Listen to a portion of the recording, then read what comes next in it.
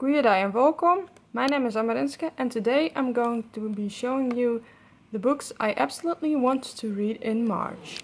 The first book is The Last Days of Night, a thriller I came across in the store. I have no clue what it is about. I could find it out, but I don't really want to. The cover is really appealing to me, as is the script of the title, so I'll read it and I see if I like it. Then we have Firesteiner by Chris P. Rose, a German lesbian romance. And I think this might just be a little bit more than a romance. I'm very curious. It is also very tiny, so it should be easy to read in a decent amount of time. As you can see, the next book I want to get to in March is The Wish Granter, a Rumpelstiltskin retelling, which is all I needed to hear to know if I wanted to pick up this book or not. So yeah, I decided to pick it up and I will see what, happens in the book and if I like it or not. Then we have The Miniaturists by Jessie Burton. I really like The Muse. I read it in October, I believe, or November.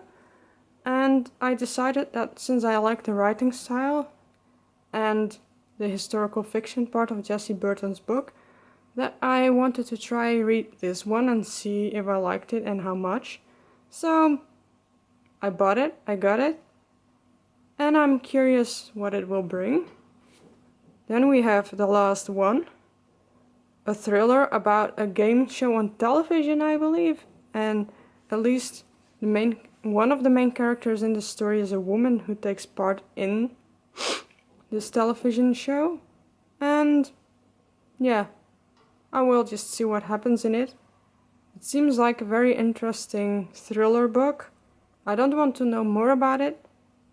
If by accident you read this book and you want to tell me if you liked it or not, you are allowed that, but I absolutely do not want spoilers for this book or the other thriller in here, because that just spoils the entire point of the thriller.